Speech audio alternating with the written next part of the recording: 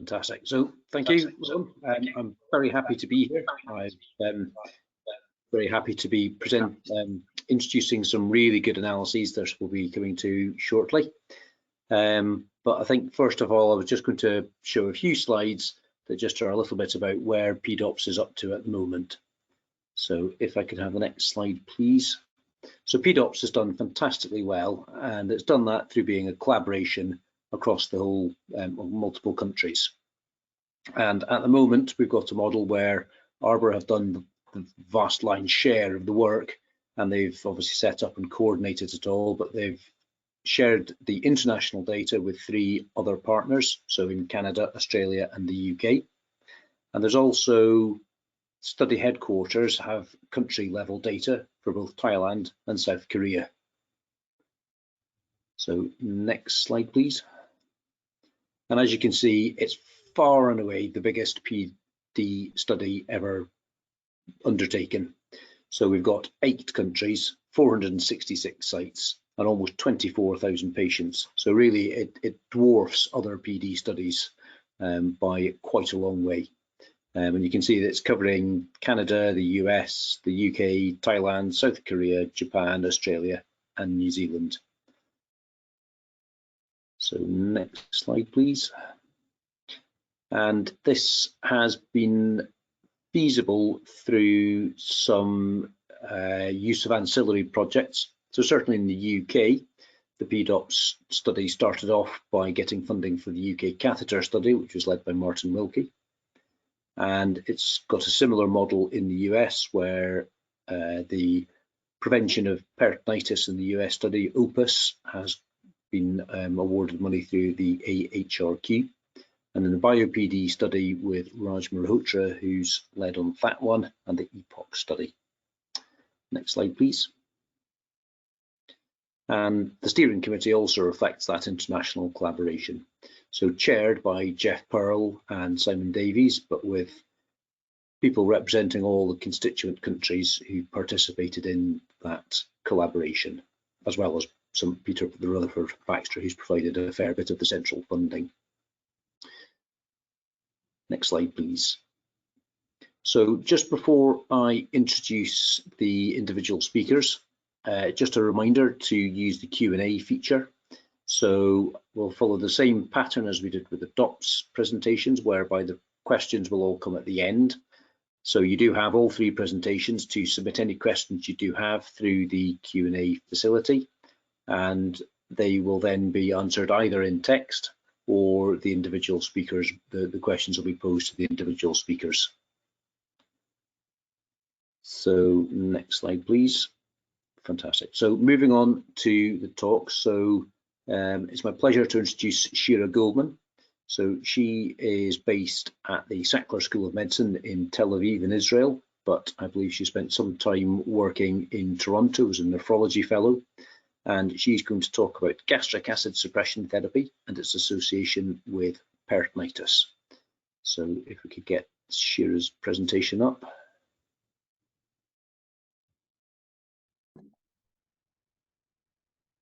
Hi, my name is Shira Goldman, and I'm a staff nephrologist at Rabin Medical Center in Israel. And today I want to present our project of gastric acid suppression therapy and its association with peritonitis in the PDOPPS. And this is the study disclosure. Gastric acid suppressants include 2 groups of medications, proton pump inhibitors and histamine 2 receptor antagonists. Both are commonly prescribed for a variety of gastrointestinal indications, such as upper GI bleeding, gastroesophageal reflux disease, and peptic ulcer disease. Some of the reported adverse effects associated with gas use includes infections such as pneumonia and Clostridium difficile infections. While studies demonstrated higher rate of gas use among dialysis patients as compared to other chronic patients, we have some evidence from previous small single-center studies suggesting gas as a potential risk factor for PD-associated peritonitis. And here you can see the results of meta-analysis from 2018, demonstrating that gas use in PD patients was associated with increased risk of enteric peritonitis. However, the literature has demonstrated conflicting results and is limited by small numbers and single-center reports. So the objective of our study was to determine the association between gas use with peritonitis in the PDOPPS, which is the largest international prospective observational study of PD patients to date. The study included 595 facilities from 8 countries during 2014 to 2022. Primary exposure was use of all gas, and secondary exposure was individual use of PPI versus H2 receptor antagonist. The primary outcome was all-cause peritonitis, and the secondary outcomes were organism-specific and enteric peritonitis, all-cause mortality, and the composite outcome of peritonitis and death. The study included 23,000 patients. 25% of them were using PPI and 5.8% were using H2 receptor antagonist. And you can see here that the distribution of gas use was similar across countries, except that PPI were less commonly prescribed in Thailand and South Korea. We had 5,403 peritonitis episodes. The rate was similar among gas users and among patients not taking any gas treatment. Using Cox proportional hazards model, we examined the association between gas use and all-cause peritonitis. And if we look at model 4, which is adjusted to patient comorbidities and PD modality, we can see a weak association between gas and all-cause peritonitis, which was not significant. However, we had interesting results in organism-specific analysis. Risks were especially high for H2 receptor antagonist users and gram-negative peritonitis and enteric peritonitis, and for PPI users and streptococcal peritonitis. Mortality rate was 17.6 among patients taking gas as compared to 13.6 among patients without any gas treatment. And this difference was significant in Cox proportional hazards model.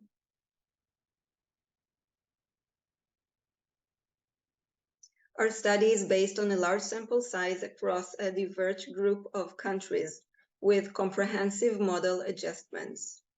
To overcome potential bias by indication, we did sensitivity analysis for subgroups of antiplatelet users and patients with GI comorbidities, yielding similar results.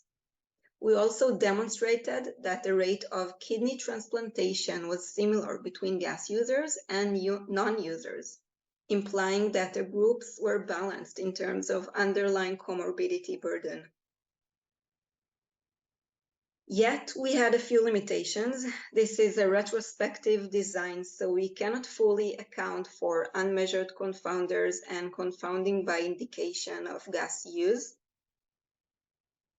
Another possible bias is the prevalence use bias, as we did not have the start date of gas use, and this could lead to underestimation of the risk of gas use on patients' outcome. To overcome the prevalence use bias, we conducted sensitivity analysis, censoring baseline non-users at treatment initiation and censoring baseline users at treatment discontinuation. And you can see here that the sensitivity analysis yielded similar results. We also did subgroup analysis by PD vintage, again with similar results.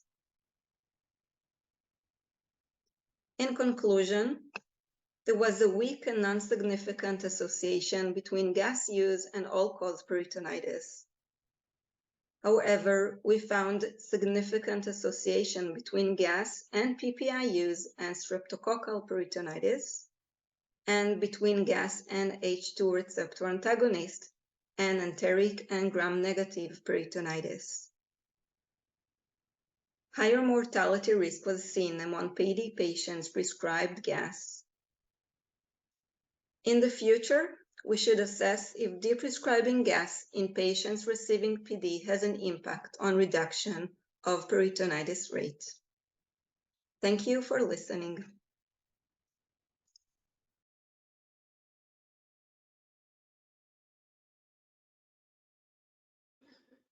Brilliant. Thanks very much from Shira. So we're not doing questions at the moment, we're doing that at the end. So I'm going to introduce Karthik now. So Karthik Tenencore may well need no introduction, but he's a nephrologist who's based in Halifax in Canada, who has previously done quite a lot of analysis based around home dialysis, although I understand that he may be expanding his research enterprises further afield as well. And he's going to talk on the burden and outcomes of pruritus in peritoneal dialysis. So if we could get Karthik's slides up.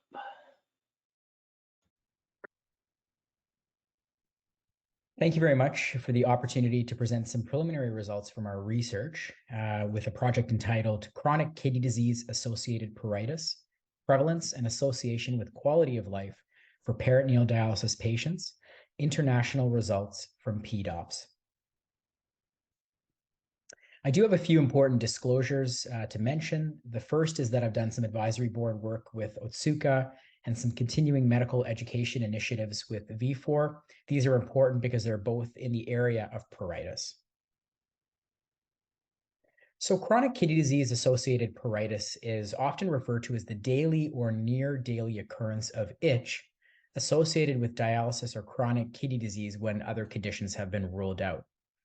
Now, it's well established that this condition is highly prevalent in hemodialysis.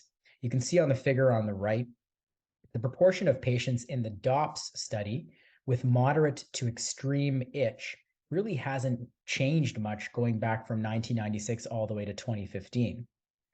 In addition, CKD-AP is associated with reduced quality of life. In the second panel on the right, you can see that for those who have underlying CKD-AP, the change in quality of life scores, both with the physical component score and mental component score, is such that those with extreme pruritus have significantly worse quality of life. What about specific to peritoneal dialysis? Well, there are really a paucity of studies exploring the association and prevalence with CKD-AP in the PD population and outcomes of importance. In one small study conducted by Min et al., 223 PD patients in Korea had pruritus assessed using a variety of different means, including a visual analog score.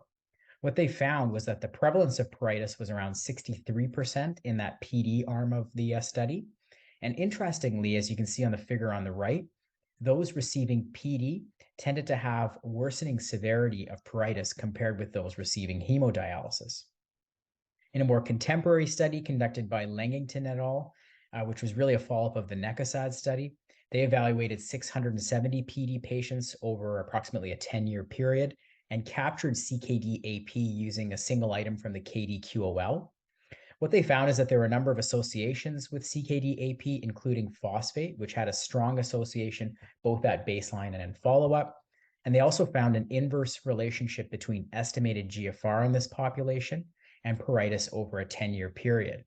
And again, you can see that there's this tendency for those on PD to have slightly worse burden of itch in terms of the severity of CKD-AP compared to those on hemodialysis. So given the paucity of this literature, the purpose of our study was in a cross-section of peritoneal dialysis patients enrolled in the peritoneal dialysis outcomes and practice pattern study to 1, describe the prevalence of CKD-AP, 2, to identify factors associated with a high severity of pruritus, and 3, to determine the impact of CKD-AP on quality of life. So this study was a multi-center cross-sectional study of chronic PD patients between the years of 2014 to 2022. Data from the study did come from the PDOPPS study and included individuals in a number of countries, including Australia, Canada, Japan, New Zealand, the Republic of South Korea, Thailand, the UK, and the United States. Patients included in the study were those who had a single measurement of CKD-AP severity that was conducted at a variety of time points after dialysis start, according to the regular survey data collection from PDOPPS. The definition of CKD-AP was as follows. Individuals were asked the question during the past 4 weeks, to what extent were you bothered by itchy skin? And they could rate that on a Likert scale score from 1, not at all the way up to 5, extremely. In terms of outcomes, key outcomes from this study were predictors of moderate to severe CKD-AP. We also looked at quality of life using the KDQOL SF36 and focused on the mental component and physical component scores. In terms of analysis, associations with moderate to extreme CKD-AP, in other words, scores of 3, 4, and 5, were analyzed using adjusted logistic regression with a number of key characteristics. And then associations with quality of life were analyzed using adjusted linear regression. Moving on to the results. Overall in this study, 43% of the population reported moderate to extreme itch. That's including all patients across all countries that were involved. Looking at the severity of CKD-AP stratified by country location, this is this figure that you can see on this slide, the highest prevalence of moderate to extreme itch was noted in Thailand and the UK. In contrast, the lowest prevalence was actually noted in the United States. Now, just talking about a few key baseline characteristics.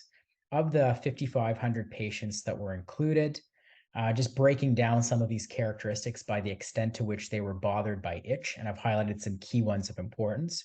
You can see that those who were extremely bothered tended to have a higher proportion of diabetes and coronary artery disease, and tended to have a higher proportion of vascular disease as well.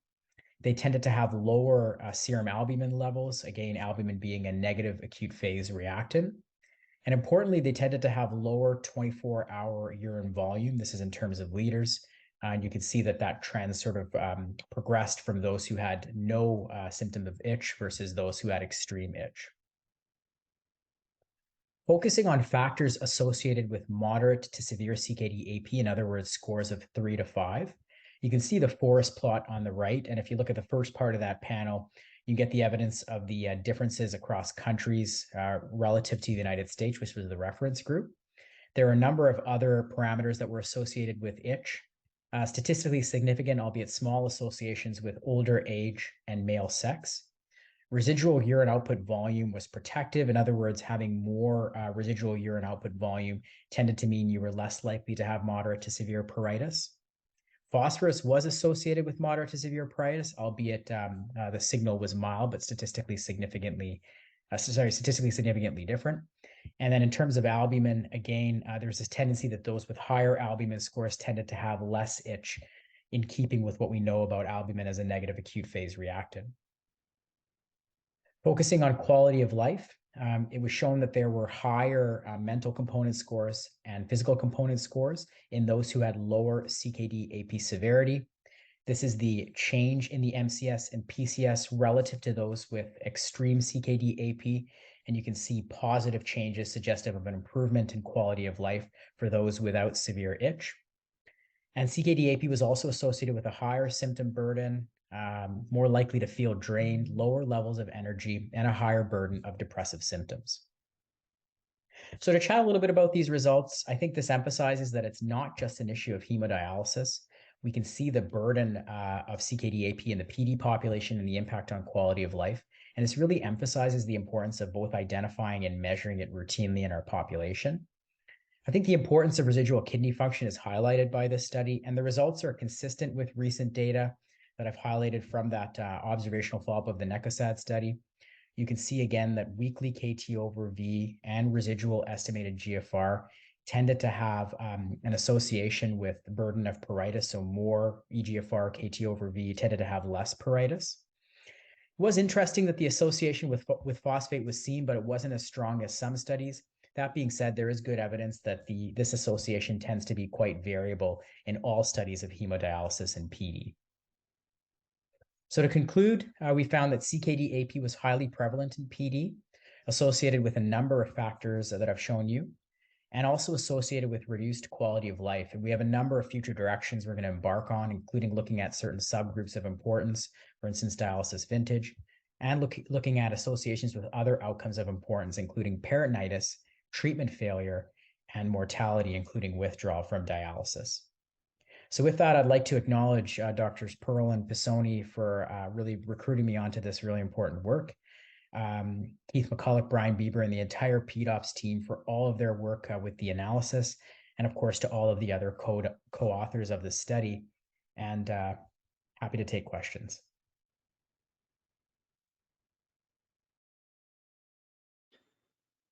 Fantastic. Thanks very much, Karthik. That was another great talk. And we'll move on to the last talk of the session before we go into the questions.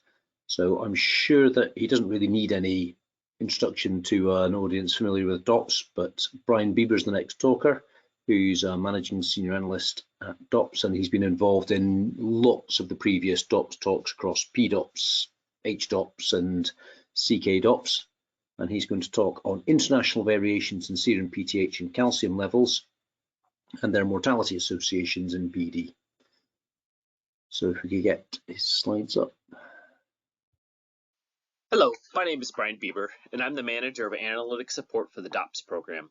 Today, on behalf of my co-authors, I'm pleased to present our research exploring the association of calcium and PTH with mortality in peritoneal dialysis patients enrolled in the PDOPPS. Now, I've asked my daughter to stop with her violin practice, so hopefully I can get this in one take. Chronic kidney disease mineral bone disorder affects a significant proportion of end-stage kidney disease patients and is associated with patient quality of life and clinical outcomes, including mortality.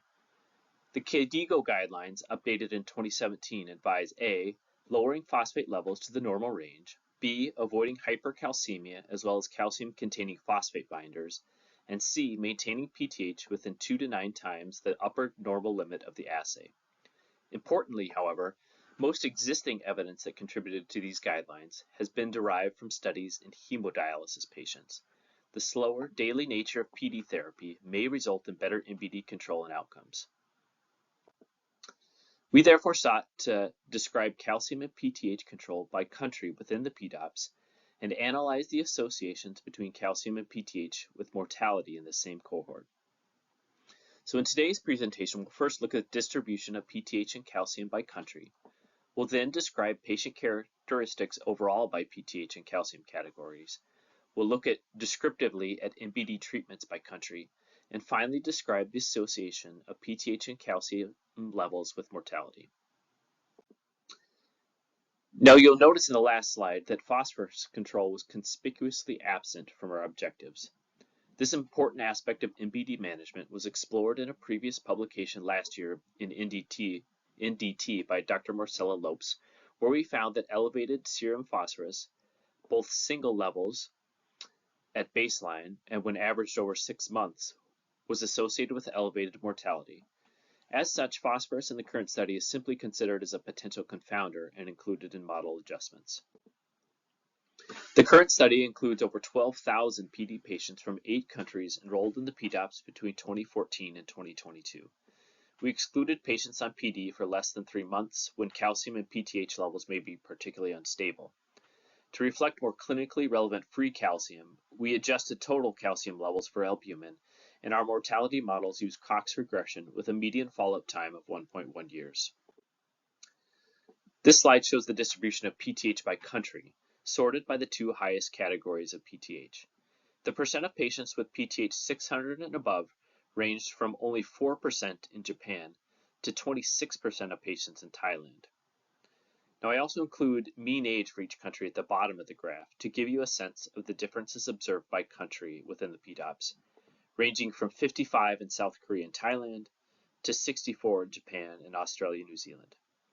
Finally, note that these categories, as well as the categories I'm about to show for calcium, will be used in the subsequent mortality analyses. The albumin-adjusted calcium distribution by country, sorted by the highest two categories, is shown in this slide. The percent of patients with calcium levels 9.6 and above ranged from 24% in South Korea to 59% in Australia and New Zealand, with more than 10% of patients having calcium above 10.2 in several of the PDOPPS countries. Now, there are a lot of numbers on this slide, so we'll just focus on a few of the more prominent differences in patient characteristics by PTH level. First, patients with PTH levels high tended to be younger and healthier, as represented by diabetes status here. Now, keep this in mind when we look at the mortality results in a bit. In the US, Black patients are disproportionately represented in the high PTH group. And across all countries, phosphorus levels were positively correlated with PTH. In a parallel table for calcium, we see that age was more evenly distributed across calcium categories, except for patients with hypocalcemia, where age was on average younger. Patients with elevated calcium tended to be healthier, with longer time on dialysis and less residual kidney function. And finally, both PTH and phosphorus were negatively correlated with calcium. In terms of MBD treatments, phosphate binder use was quite common, ranging from 54% of patients in the UK to 67% of patients in Thailand, and approximately 80% of patients in other countries. Oral vitamin D use was also common in most countries except for Thailand, and IV vitamin D was only rarely used. Finally, cinacalcet prescription varied widely from 1% of patients in Thailand to 32% of patients in Japan. Now, in our final set of analyses, we modeled the relationship between PTH categories, shown here along the x-axis, and mortality, with hazard ratios that will be shown along with 95% confidence intervals on the y-axis. And then we'll model this with progressive levels of adjustment. So in our first model, which was stratified by country in PDOPPS phase, but otherwise unadjusted, we see this relationship between PTH and all-cause mortality. Model 2 adjusts for demographics, and again recall that patients with high PTH tend to be younger, so adjusting for age pulls this hazard ratio away from the null. Model 3 was then further adjusted for creatinine, albumin, and comorbidities, and our most fully adjusted model, Model 4 here, which I then highlight in blue to emphasize the U shape, was additionally adjusted for phosphorus, alkaline phosphatase, residual kidney function, and PD modality.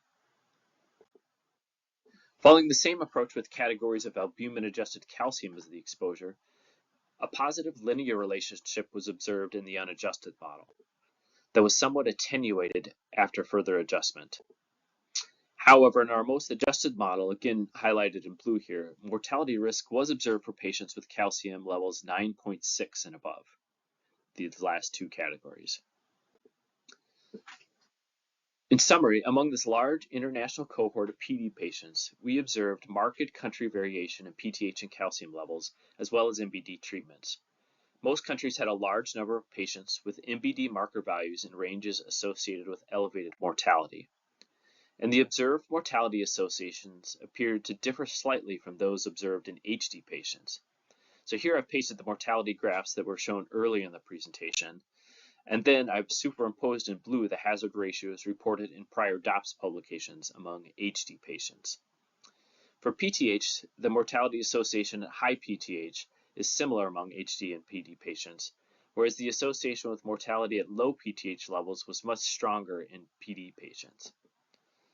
Hypocalcemia was strongly associated with mortality in HD, whereas no association was observed in PD patients. And finally, calcium 9.6 to 10.2 was associated with elevated mortality in PD patients, whereas an association was not observed in HD patients in this range. Now, while residual confounding cannot be ruled out with our observational study design, our results A, point to opportunities to substantially improve MBD management for PD patients, and B, highlight the need to conduct further research to optimize MBD management in the PD population. I want to thank everyone who made this research possible, including my co-authors, particularly Dr. Kawanishi and Dr. Nitta, who conceived this research idea, as well as the PDOPPS country investigators, the study sponsors, the study coordinators at each site, and especially the participating patients.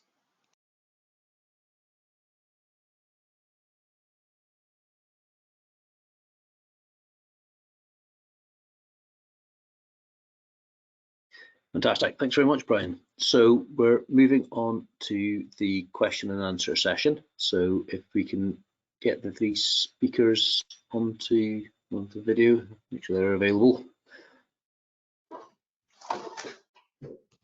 Fantastic.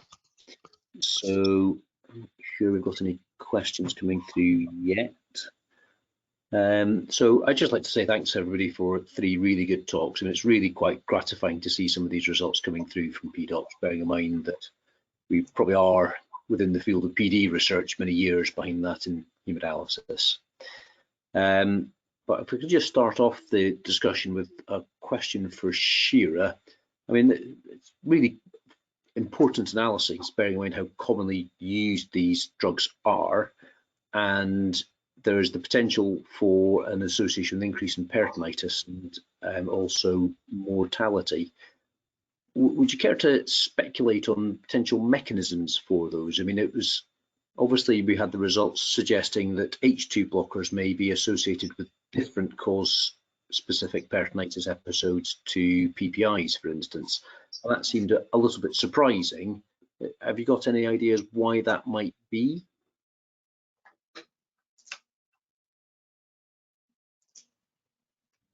Hi, thank you for that question. Actually, that's a very good question. And I think that's open for further research to understand why there was any difference in peritonitis organism specific between PPI and H2 blockers, and why there was a significant difference in mortality also. Currently, I don't have an explanation for that, unfortunately. And is there anything in the existing literature outside of PD to suggest any association between PPIs and mortality that you're aware of? Sorry? And is there anything in the literature outside of peritoneal dialysis to suggest an association, a causal association between gastric acid suppression and increased mortality? So PPI has been associated with increased mortality regardless of peritonitis. So I don't think it is because of the peritonitis. It's just the use of PPI. And we've seen that in other studies as well. And what kind of other studies are you talking about there?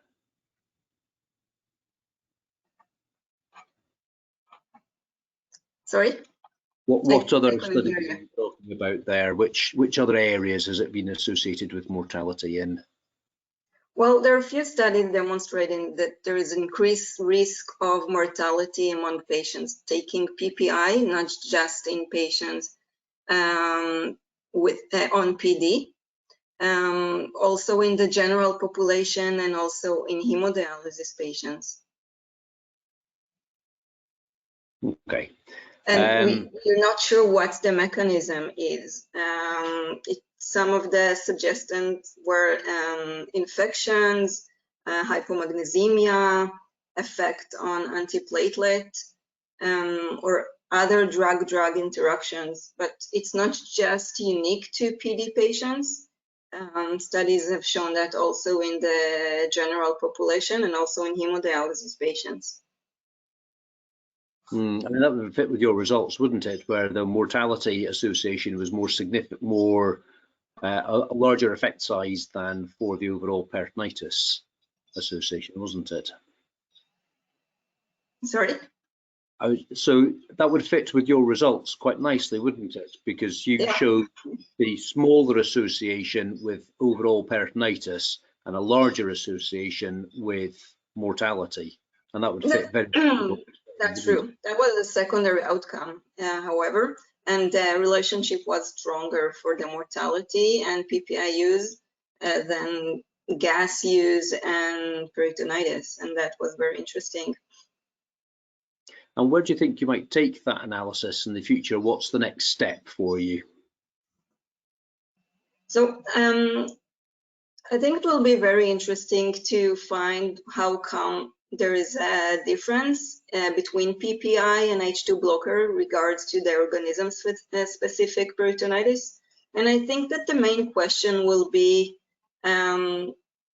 if deprescribing the medication can reduce the incidence of peritonitis, because that's our purpose, to reduce the risk of infections in PD patients, right? Absolutely, absolutely.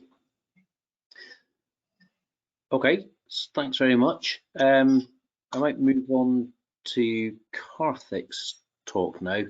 So I was quite struck by the differences that you documented between countries in the association with pruritus there. And it was particularly when you had such large effect estimates for the countries, and that seemed to be much more substantial than the effect estimates for the other covariables that you had in that model. Have you got any idea why there's such striking differences between the countries in pruritus? Is it a sort of psychological, or is it a kind of cultural issue, or do you think it might be a biological issue? What do you think?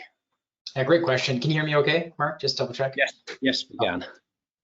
Yeah, great question. I've been thinking hard about this one, and I can't say I have a great answer. A couple of thoughts. I mean, the first one is we are assuming this is CKD-AP. Really, the question doesn't necessarily mean that a sort of comprehensive search for all of the other determinants of itch in dialysis has necessarily been undertaken.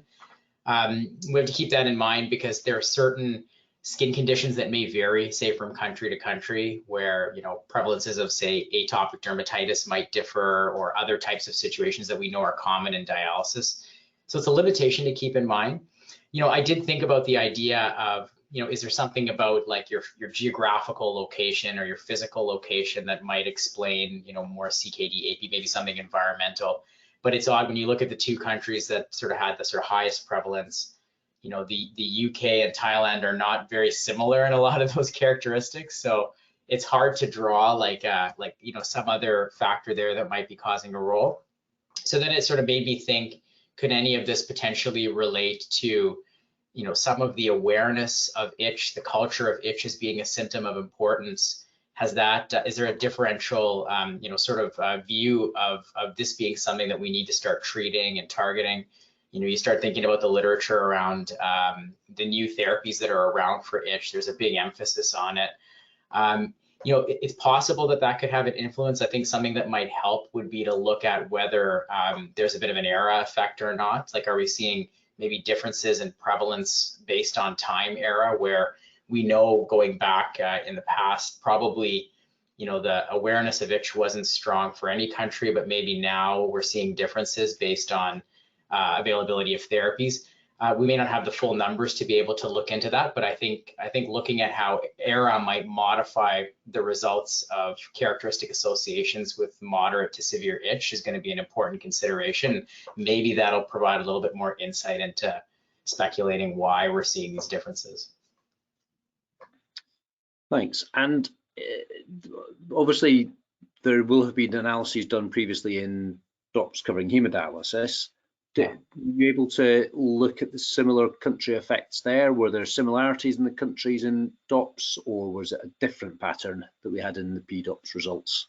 Oh, great question, actually. Boy, and I just presented on some of the itch stuff. I can't recall what the differences were, but I definitely know that there was variability across countries for itch. But yeah, I think it is actually, you bring up a very good point. Like, maybe the idea of looking at whether the sort of the variability across country is the same pattern in hemodialysis versus PD.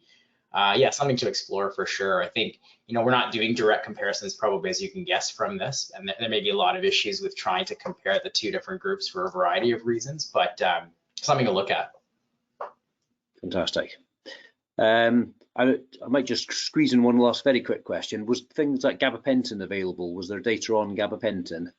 Because that's one of the more commonly used treatments in the UK, certainly. Yeah, I to my knowledge, no, we don't have. Although, seeing some of the data that was just presented, maybe there is some medication data that's available that we haven't really dove into quite yet. But in our baseline characteristics, we really didn't have a lot on certain medication use or therapy use.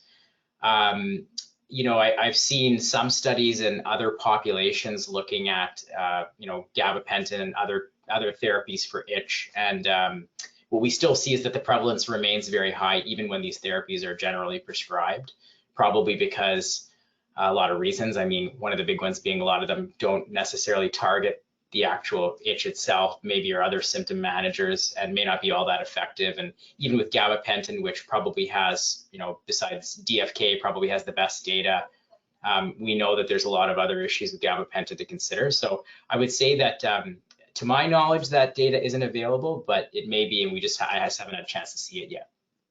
Brilliant. Thanks very much. Excellent. And then just Brian, so you were really, I thought the ability to show the effect estimates for DOPPS and PDOPPS was really, really helpful. Do you think the country comparisons followed that same pattern as well? Because as we're just talking about with Karthik, we had the country estimates having quite a big association. And was that similar in PDOPPS and DOPPS? Yeah, that's an excellent question. First off, I'll check my audio. Can you hear me? We can, yes. It's working beautifully. Excellent. All right, good. That isn't something that we've looked at specifically, looking at country level differences, but would certainly be an interesting area of further exploration. Certainly we know in Japan, you know, their guidelines call for much lower PTH control. I think so you could potentially anticipate some different associations there, but biologically you wouldn't necessarily expect that, and you just might have a shift in the percent of patients in the different categories, but certainly an interesting area for exploration. And then just going back to the effect estimates for mortality, I mean, because they were really, really quite interesting, and the most striking was the difference for the hypocalcemia, going from the increased mortality to basically no effect. To what extent do you think that those differences will suggest that there's unmeasured confounding, and how much do you think that the biological mechanisms are the same or different? Yeah, excellent question. I'm just going back looking at my slide to remind myself. Yeah, so you think you're referring to that in the HD population and prior DOPPS studies, we found a large association with mortality with patients having calcium levels less than 8.4, correct? Whereas in PD, we didn't observe any association. Yes, exactly. Is that what you're referring to? Yeah, excellent question. You know, certainly we can't rule out any residual confounding, and you know, lots of studies between HD and PD patients have been unable to deal with that issue. And you know, I think we did try to adjust for a number of different confounders that we could think of, but you know, certainly couldn't do that perfectly. And further study, I think, would be very interesting to look at that, and to look at levels over time and at different levels of vintage, and within different countries. That get to your question? I know not a very satisfying answer, but no, it was grand. It was. I mean, it's an almost unbelievable question, really, isn't it? Yeah. And I presume, because I think it came up in the DOPPS session, the numbers with parathyroidectomies, and it sounds like that's something that you may have data on, but hasn't been available quite yet. Because obviously that's one of the questions, is what is the effect of a parathyroidectomy?